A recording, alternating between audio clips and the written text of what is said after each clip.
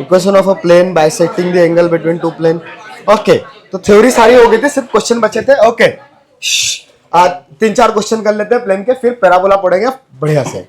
Okay, तो लिखो question, 5 minute में जितना प्लेन पढ़ा है उतना रिवाइज कर लेते हैं। तो प्लेन का जनरल इक्वेशन क्या था? Equal to 0। मैं 3D की बातें कर रहा हूं, साइड में वेक्टर भी चलो लिख ही लेते हैं इक्वेशन। तो वेक्टर इक्वेशन क्या था प्लेन का? r dot n equal to d। अगर ये n कैप होगा then d will be distance from the origin. तो अगर यहां पे किसी x1, y1, z1 से डिस्टेंस चाहिए तो क्या आएगी? ax1 plus by1 plus cz1 plus d divided by plus C square. Correct, same as जैसा पॉइंट और लाइन के बीच का डिस्टेंस था, पॉइंट और यहाँ पे प्लेन का भी डिस्टेंस है। अब अगर प्लेन और लाइन के बीच का डिस्टेंस आया तो लाइन पैरेलल होना चाहिए, तभी उनके बीच का डिस्टेंस कैलकुलेट कर सकते हैं। तो लाइन के ऊपर का जो पॉइंट है उसका ही परपेंडिकुलर डिस्टेंस निकालना पड़ेगा, ठीक है, अदरवाइज तो लाइन इंटरसेक्ट करेगी। कोई कंफ्यूजन नहीं? अच्छा, अब यहाँ पे नॉर्मल वेक्टर रहता है प्लेन का इधर का, तो आपको कोई भी ज्योमेट्री देखनी है उसके लिए डायरेक्शन प्लेन की आपको उसके नॉर्मल मिलेगी। तो अगर 2 वेक्टर दे रखे हैं किसी प्लेन में और एक पॉइंट दे रखा है, लेट्स पॉइंट P, तो इसका इक्वेशन कैसे लिखेंगे? तो नॉर्मल वेक्टर निकालना पड़ेगा। तो नॉर्मल वेक्टर कैसे आएगा? दोनों का क्रॉस प्रोडक्ट, दोनों के क्रॉस प्रोडक्ट से जो नॉर्मल वेक्टर आया उसका ही जो कोफिशिएंट रहेंगे वो डायरेक्शन कोसाइंस रहेंगे ना, दैट इज ABC रहेंगे। डायरेक्शन कोसाइन और डायरेक्शन रेशियोस में तो किसी को कोई कंफ्यूजन नहीं है ना दूर दूर तक, पक्का ना? Very good. फिर उसके बाद हमने यहां से पढ़ा था प्लेन का एंगल बाइसेक्टर। तो एंगल बाइसेक्टर के लिए क्या करते हैं? 2 प्लेन्स रहेंगे तो हाँ, तो प्लस माइनस ये, हाँ, A1x प्लस बी A1B1C1 वाला, दूसरा A2B2C2, द सेम एज जैसा स्ट्रेट लाइन में था, सही है ना? हाँ, वैसे ही फिर 2 पैरेलल प्लेन्स के बीच का distance d1 minus d2 by root of a square plus b square plus c square. फिर इमेज भी पढ़ा था, तो इमेज का भी सेम फॉर्मूला। अच्छा, इमेज वाला कॉन्सेप्ट प्लेन के लिए थोड़ा सा काम का है, मतलब स्ट्रेट लाइन में तो जो था वो ठीक है ही, ऑप्टिकल प्रॉब्लम्स कुछ कुछ इधर उधर, लेकिन वो एडवांस में प्लेन का इमेज, उसके क्वेश्चंस आपको बहुत मिलेंगे, ठीक है। तो mirror image of point in a plane, foot of perpendicular, फिर लाइन का भी इमेज आएगा, तो उसका कौन सा फॉर्मूला था इमेज का? वही x minus x1 by a, y minus y1 by b, z minus z1 by c equal to, हाँ, उसके अंदर में पुट कर देने का। कोई कंफ्यूजन नहीं ना इसमें, पक्का ना? हाँ, वेरी गुड। फिर और क्या था? हाँ, फुट ऑफ परपेंडिकुलर के लिए वो -2 हटा देंगे। अगर फॉर्मूला भूल गए तो प्लेन के नॉर्मल लाइन लिखना तो बड़ा आसान होता है ना, बिकॉज अगर कोई भी पॉइंट पता है और प्लेन पता है आपको, तो प्लेन का इक्वेशन पता है, मतलब इस नॉर्मल के डायरेक्शन रेशियोज पता है। तो ये पॉइंट अगर अल्फा बीटा गामा है तो अल्फा बीटा गामा, और ये प्लेन का इक्वेशन है ax plus by plus cz plus d equal to 0 है, तो इस लाइन का इक्वेशन क्या आएगा? x minus alpha by a, because direction ratios of line इसके नॉर्मल के रेशियोज हो जाएंगे। हाँ, तो y minus beta by b and so on आगे लिख लोगे। हाँ, फिर वो लाइन का इक्वेशन आ गया, तो फिर जो भी काम करना है कर सकते हैं, मिरर निकालो, इमेज निकालो, जो भी है, ठीक है। अब इसी के बेसिस पे आता है लाइन का इमेज इन अ प्लेन। तो एक आता है लाइन का प्रोजेक्शन इन अ प्लेन, दूसरा है मिरर इमेज, मतलब अपोजिट साइड वाला। तो अपोजिट साइड वाला तो बहुत ज्यादा यूज नहीं होता, बट आना चाहिए, लेकिन mirror image in a plane use होता है। तो अगर प्लेन के पैरेलल हो गई लाइन, तो इस लाइन का कुछ प्रोजेक्शन बनेगा ना लाइन प्लेन में, तो वो कैसे निकालेंगे? तो उसके लिए लाइन का इक्वेशन लिखना है। लाइन के इक्वेशन के लिए कितने पॉइंट्स चाहिए? 2। तो इस लाइन के कोई भी 2 पॉइंट्स, ये 2 पॉइंट का जरूरत भी नहीं है, बिकॉज ये लाइन और ये लाइन पैरेलल रहेगी। अगर पैरेलल है तो डायरेक्शन रेशियो तो सेम होगा, तो बस हमें क्या चाहिए? 1 पॉइंट। पर 1 पॉइंट तो लाइन के ऊपर पता था ना, तो निकाल सकते हैं।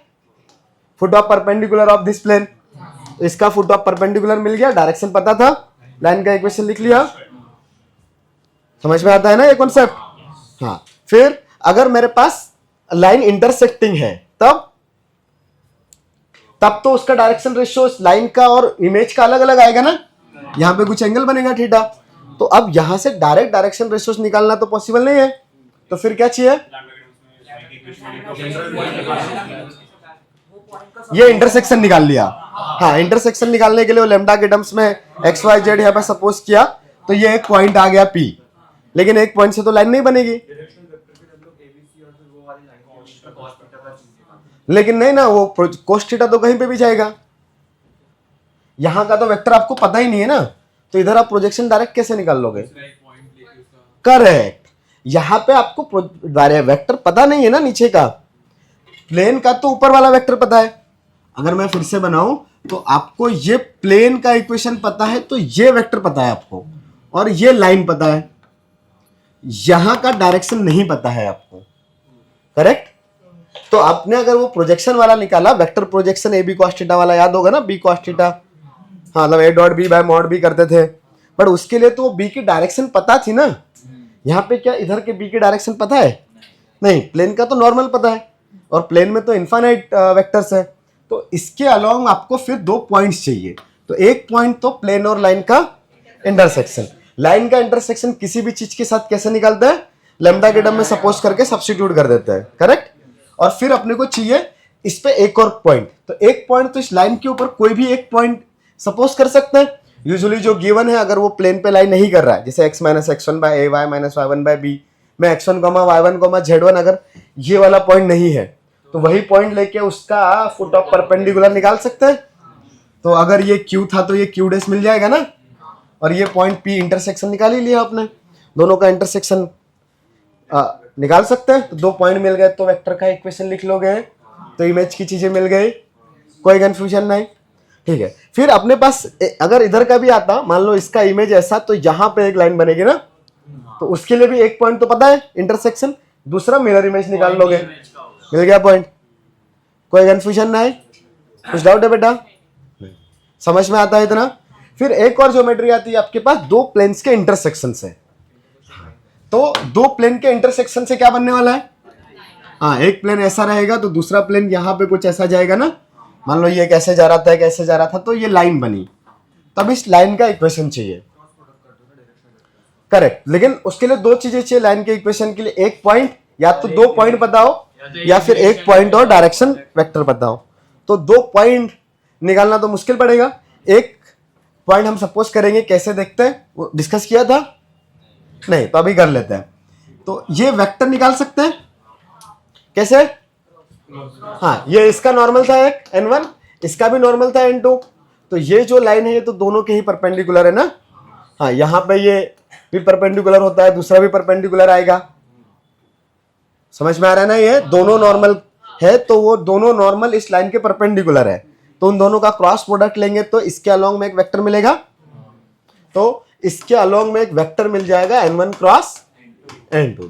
तो डायरेक्शन वेक्टर तो मिल गया लाइन का, बट मुझे लाइन के ऊपर में एक पॉइंट भी चाहिए। तो अब पॉइंट सपोज करने के लिए हम लोग क्या करते हैं, कोई भी प्लेन रहेगा, मैं अभी जनरल प्लेन की बातें कर रहा हूं, तो वो जो एक लाइन जो बनी वो कहीं ना कहीं जाके एक्स वाई प्लेन को इंटरसेक्ट करेगी, अनटिल अनलेस वो लाइन एक्स वाई प्लेन के पैरेलल ना हो।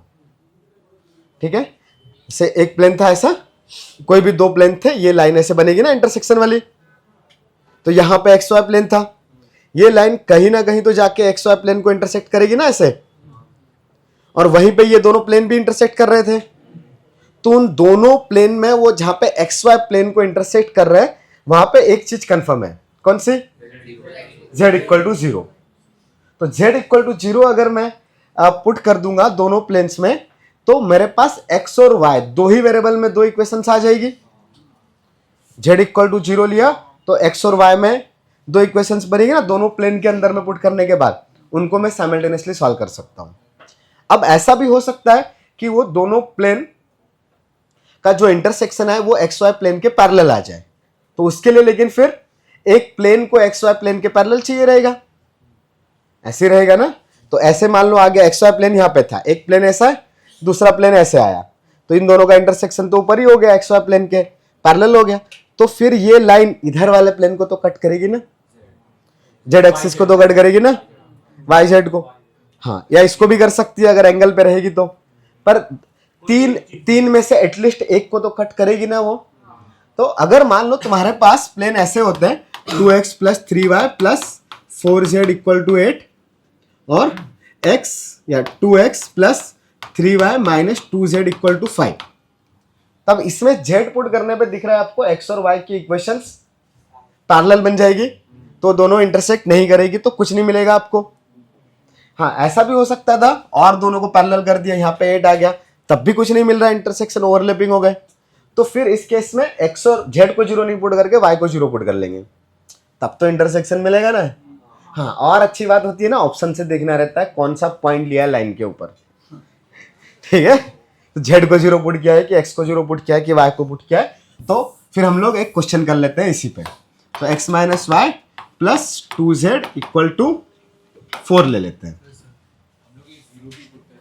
हमें ना 3 वेरिएबल्स में 2 इक्वेशंस है, बट हमें x y z का कोई एक पेयर चाहिए, कोई भी एक पेयर चलेगा।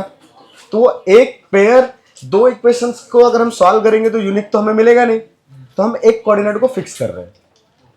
तो एक कोऑर्डिनेट जो क्वेश्चन में गिवन हो वो भी ले सकते हैं, ऑप्शंस में, चारों ऑप्शन में, ठीक है। हर जगह पे z का वैल्यू 1 दे रखा है। हाँ, इन दोनों प्लेन पे लाई करना चाहिए ना। तो इन दोनों में मान लो मैंने z का वैल्यू 0 पुट कर दिया, तो इस पे z का वैल्यू 0 पुट करोगे तो 2x plus 3y equal to 8 आएगा। इसमें z पुट करोगे तो x minus y is equal to 4 आएगा।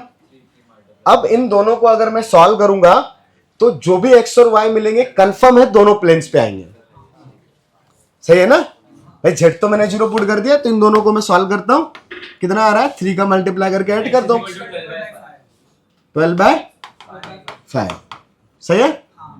हाँ, 3 का मल्टीप्लाई किया तो 4 3 12 प्लस 8 20, 4 3 12, 12 प्लस 8 इज 20, 20/5 इज 4, तो x इज 4, तो y इक्वल टू 0। ओ, ज्यादा ही अच्छा पॉइंट आ गया। तो यहां पे एक पॉइंट मिल गया मुझे 4,0,0, ये दोनों प्लेन्स पे लाई कर रहा है, देखो कर रहा है ना। तो वो जो दोनों प्लेन्स पे लाई कर रहा है उनके इंटरसेक्शन पे लाई करेगा ना, क्योंकि दोनों में कॉमन है और इंटरसेक्शन तो लाइन थी, तो वो पॉइंट लाइन पे भी लाई करेगा ना। हाँ, एक प्लेन के ऊपर लाई कर रहा है, इस प्लेन के ऊपर भी लाई कर रहा है, तो दोनों का कॉमन पॉइंट हुआ ना, बट कॉमन तो लाइन थी, मतलब वो पॉइंट इस लाइन के ऊपर भी आ रहा होगा ना। तो लाइन के ऊपर एक पॉइंट मिल गया क्या। अब मुझे सिर्फ लाइन का क्या चाहिए, डायरेक्शन रेशियो। हाँ, तो निकाल सकते हैं। हाँ, तो डायरेक्शन को वेक्टर क्रॉस प्रोडक्ट ना, आई जे के 2 3 4 2 निकल गया, कुछ ना कुछ आ जाएगा। n1 क्रॉस n2 आ गया, तो लाइन की इक्वेशन मिल गई। करोगे क्वेश्चन, कर लो कंप्लीट।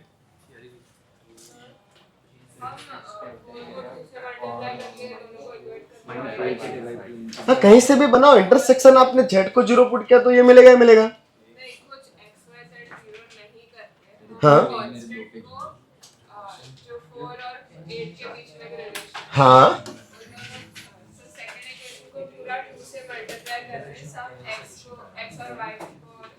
ठीक है, फिर x और y में एक रिलेशन बच गया ना, लेकिन फिर उसका क्या करोगे। हो रहा है सॉल्व। अच्छा, इसमें 2 किया, माइनस कर दिया, ये लोग चले गए। अच्छा, ये भी चला गया। हाँ, गलती से यहाँ पे हो रहा है, द रीजन भी ये 2 0 आ रहे हैं ना, तो हाँ ये सब के सब x z और 4 सब कैंसिल आउट हो रहा है, वो 3 चीजें सेम आ गई ना। बट हर बार तो सेम नहीं होगा, तो 2 ही इक्वेशन बनेगी। मान लो मेरे पास इक्वेशन ऐसे होती, 2x plus 3y plus 4z equal to 8, x minus 2y plus 5z equal to 9।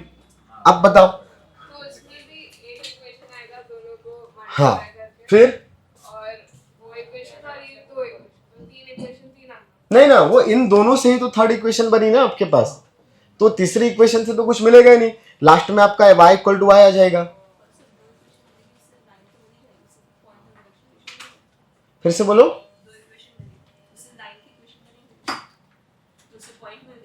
नहीं, वो तो 2D वाली लाइन मिली ना, 2 इक्वेशन, मतलब इन दोनों में से आपने x को चलो एलिमिनेट कर दिया।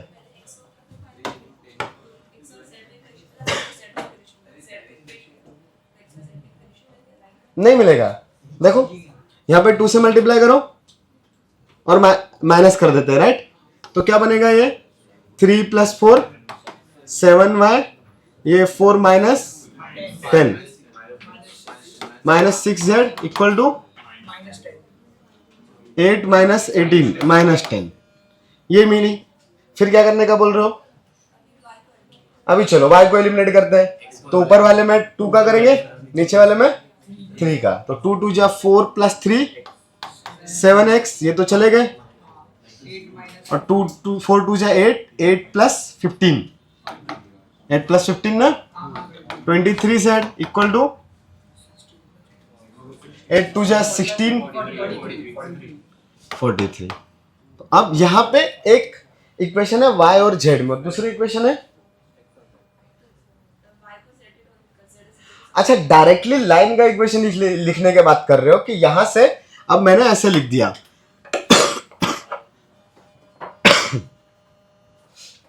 ये यहां से आ गया किसी भी z का z 7y, हाँ वो भी चलेगा, 7y plus 10 equal to 6z, तो यहां से आ जाएगा y 7y plus 10 by 6 is equal to z, और दूसरा वाला भी z यहां से निकाल लो, तो minus 7x plus 43 divided by, हाँ ये भी चलेगा, ये भी चलेगा। चलो बस यहाँ पे थोड़ा सा और, इसमें 7 को डिवाइड कर दो, y प्लस 10 बाय, नहीं y प्लस 10 गलत, y plus 10 by 7 divided by 6 by 7 equal to z equal to x minus 43 by 7 divided by minus 23 by 7, हाँ ये भी चलेगा। हाँ ऐसा करने वाले थे पर चलो ठीक है, तुमने पहले सोच लिया, बढ़िया है, तो मेरी मेहनत बच गई, जल्दी सीख गए। ये समझ में आया क्या क्या? डायरेक्टली मैनिपुलेट करके कोई भी एक वेरिएबल के इक्वल में बाकी दूसरे दोनों वेरिएबल्स को लिखा, वहां पे ऐसे तीनों के इक्वल इक्वल रख दिया तो इक्वेशन आ गई। कोई भी एक वेरिएबल आपने निकाल लिया बाकी दो के टर्म्स में और सबको इक्वल कर दिया, इस यहां से करोगे तब भी सेम ही आएगा, जैसे हमने अभी एक मेथड से किया है, दूसरे मेथड से करोगे तब भी सेम ही आने वाला है। हाँ कहीं से भी करो। अब वहां पे एक और चीज है, अब वो पॉइंट वाला चीज और डायरेक्शन वाला उन्होंने कोई और पॉइंट दे रखा है, तो फिर बाद में आप कोई भी पॉइंट पास करवा सकते हो। जैसे मान लो इस फॉर्म में आ गया, तो अभी इसका पॉइंट जो आया है, इस लाइन का पॉइंट क्या है, माइनस 10 बाय 7 43 बाय 7 0, ऐसे ही आया। हाँ इसको बाद में अगर कोई और पॉइंट दे रखा है क्वेश्चन के अंदर, तो वो पॉइंट सब्स्टिट्यूट कर सकते हैं, पॉइंट तो चलेगा ही ना, ठीक है। हाँ तो वो भी कर सकते हैं। आपने जो प्लेन्स बनाए थे वो ऐसे बनाए थे प्लेन्स, ठीक है, पर कभी-कभी एक एंगल पे भी दो प्लेन इंटरसेक्ट, नहीं वो एंगल पे ही बनाए थे, तो उसके परपेंडिकुलर करेंगे तो ही उसका डायरेक्शन वेक्टर आएगा, क्योंकि वो लाइन दोनों के परपेंडिकुलर है ना। देखो ये एक प्लेन है, हाँ तो ये लाइन है, हाँ, इसका नॉर्मल यहाँ पे आएगा, तो ये लाइन तो यहाँ पे थी ना, परपेंडिकुलर। दूसरा प्लेन नीचे था, उसमें भी ये लाइन थी, इसका भी तो नॉर्मल ऊपर ही है, हाँ ये लाइन है, तो ये नॉर्मल तो परपेंडिकुलर ही है, ठीक है। अच्छा तो कर रहे थे क्या कंप्लीट क्वेश्चन को, कि नहीं नोट नहीं कर रहे हो? हो गया?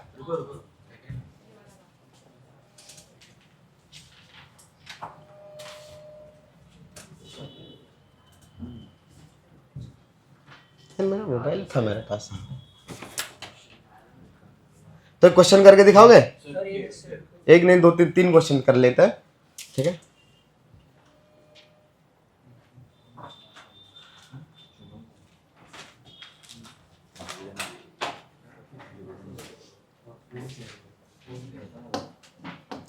ये समझ में आ रहा है ना क्या क्या हुआ, क्या बातें करी हमने? कॉन्सेप्ट प्लेन का सब खत्म हो गया, अभी 2-4 क्वेश्चन करेंगे, फिर पैराबोला स्टार्ट करेंगे। तो जो डाउट्स बाद में करेंगे ना, अभी पढ़ लेते हैं थोड़ा सा। जो क्वेश्चंस नहीं बन रहे होंगे प्लेन के, वो यही सब ज्योमेट्री पे रहे होंगे, ठीक है ना। तो अभी और क्वेश्चंस करेंगे तो और थोड़ा सा कॉन्फिडेंस बढ़ जाएगा, फिर वापस जाके वो सब क्वेश्चन ट्राई करो तो शायद हो जाएंगे, वो ज्योमेट्री समझ जाएगी। तुम्हारा फिजिक्स केमिस्ट्री दोनों खत्म हो गया ना सिलेबस? झूठ बोल रहे हो, केमिस्ट्री का तो कब के लेक्चर बंद हो गए। रेगुलर लेक्चर में जो होता है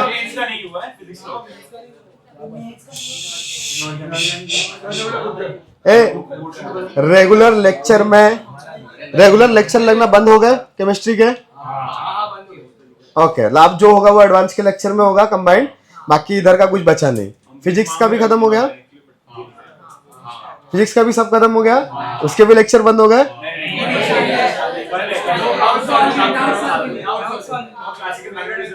ओके ठीक है, चलो मैथ्स का भी हो जाएगा थोड़े दिनों में।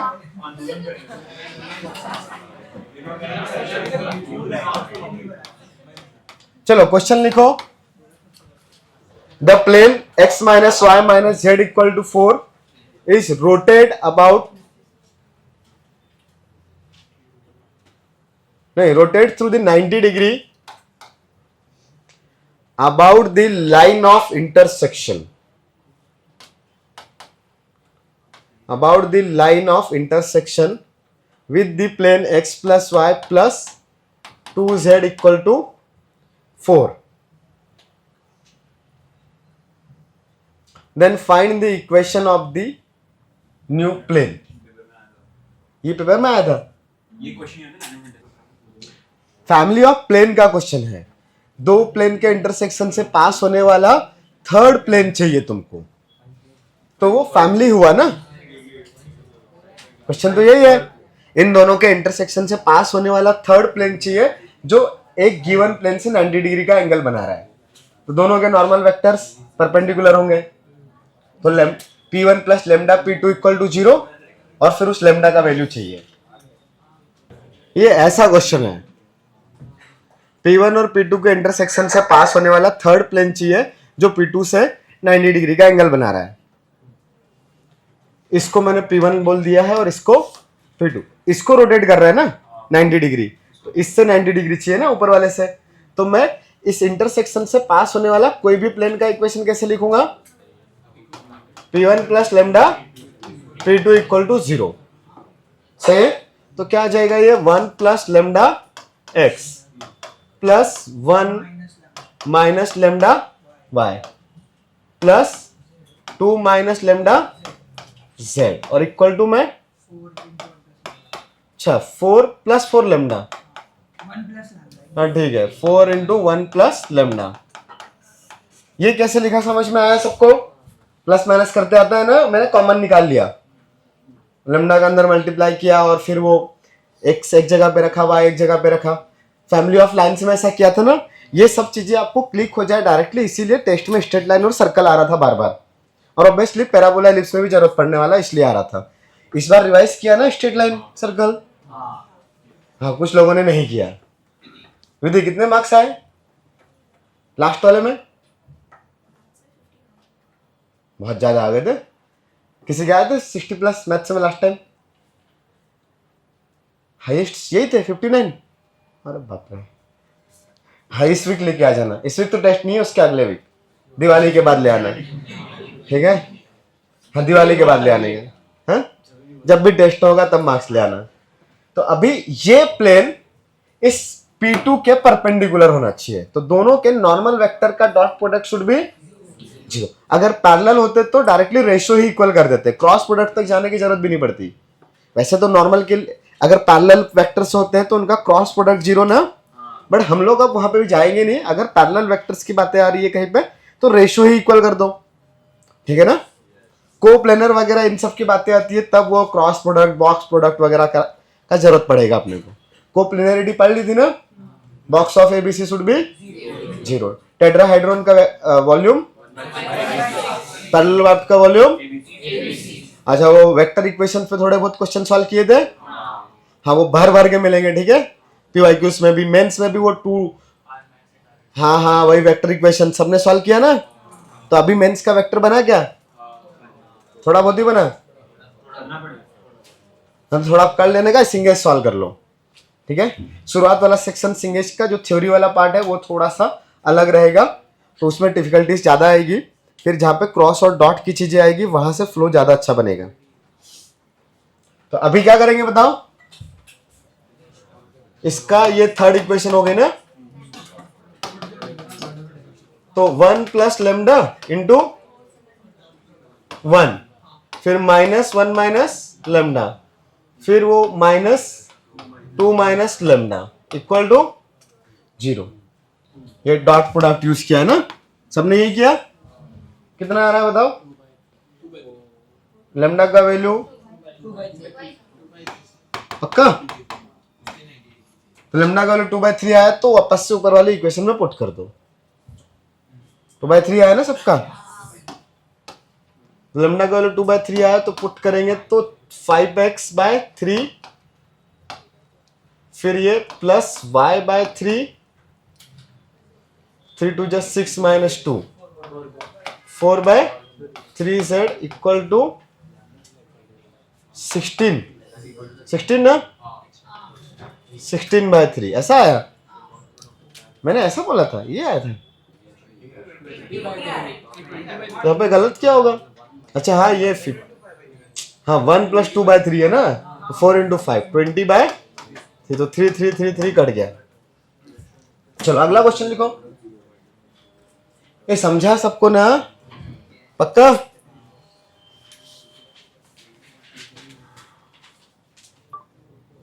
ये line of intersection of plane फिर से दू क्या।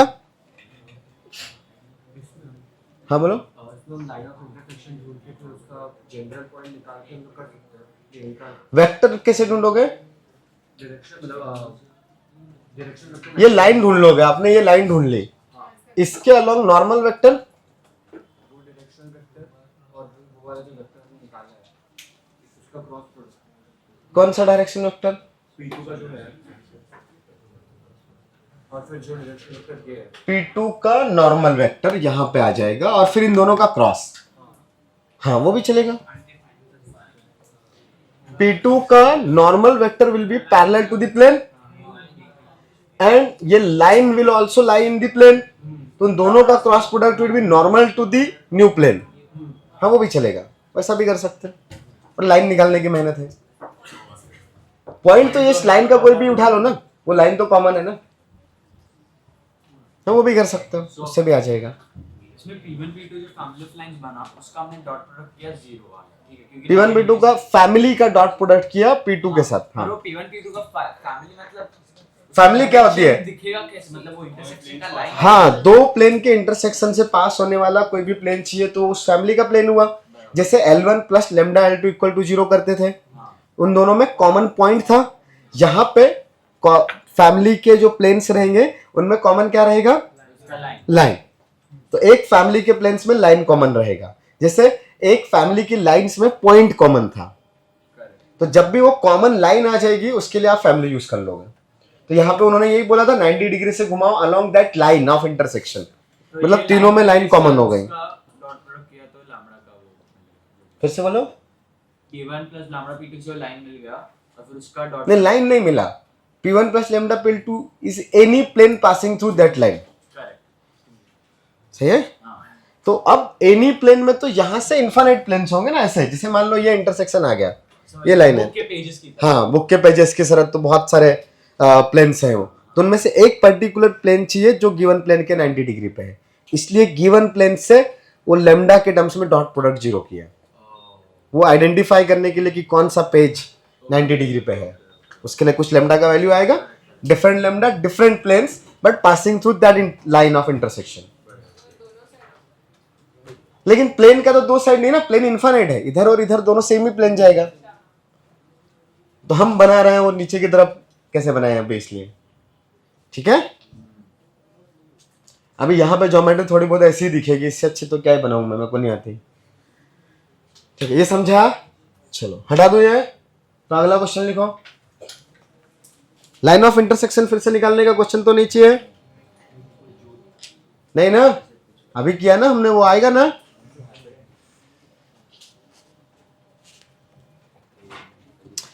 पर चलो एक आध क्वेश्चन छोटा मोटा भी कर ही लो। Find the plane containing the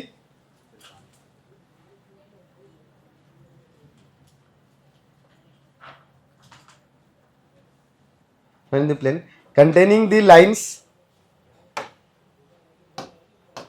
x minus 4 by 1, y minus 3 by minus 4, z minus 2 by 5 and x minus 3/1, y plus 2/-4 and z/5।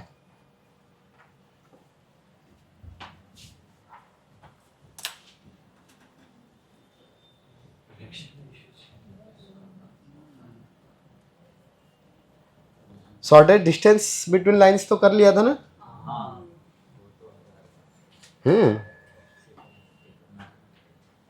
हाँ, पेपर में भी PYQs में भी वही सब है ना।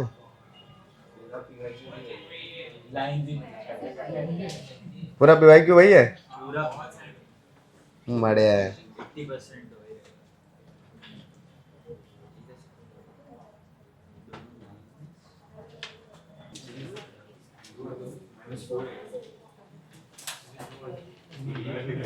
Eleven x minus y minus 3z equal to 35। ये 11x minus y minus 3z equal to 25 तो सही आया।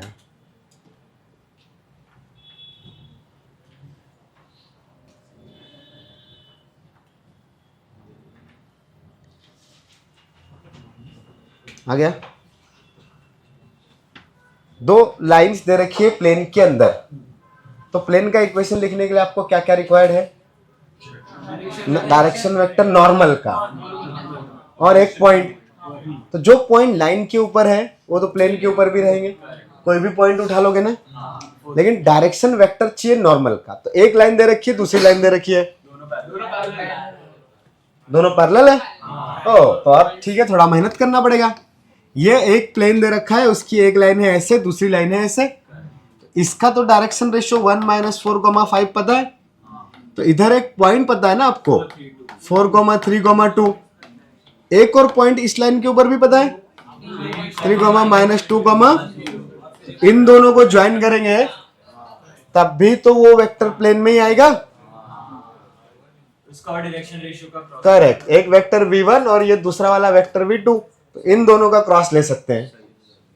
आपको प्लेन के अंदर के कोई भी दो वेक्टर चाहिए थे जिनका क्रॉस प्रोडक्ट आप निकाल पाओ, तो आपने दो पॉइंट को ज्वाइन करके एक वेक्टर बना लिया।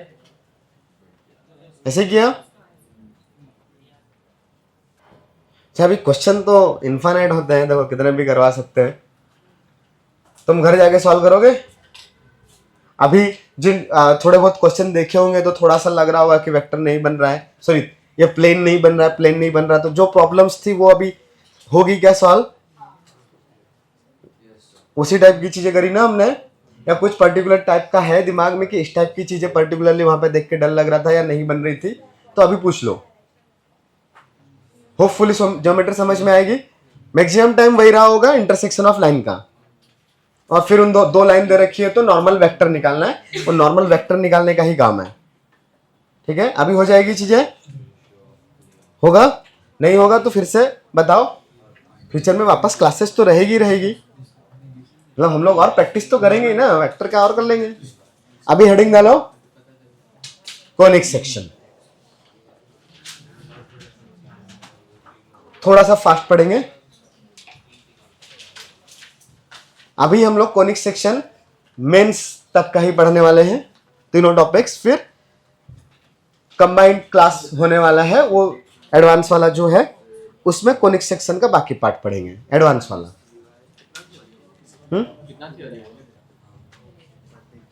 है 5-6-7 घंटा लगेगा।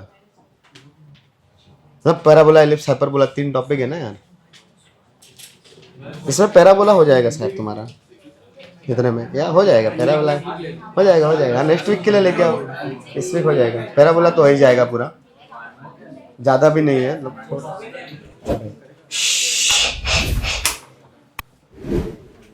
कॉनिक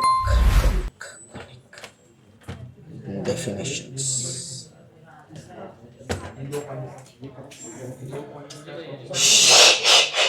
पहले मैं कुछ बता रहा हूं जिसको नोट करने का शायद जरूरत नहीं पड़ेगा। ये कॉनिक सेक्शन है क्या चीज, उस पर क्वेश्चंस तो कभी आए नहीं, शायद आएंगे भी नहीं। वो कट करने वाली चीज है। जैसे कोई कौन है मेरे पास ऐसा,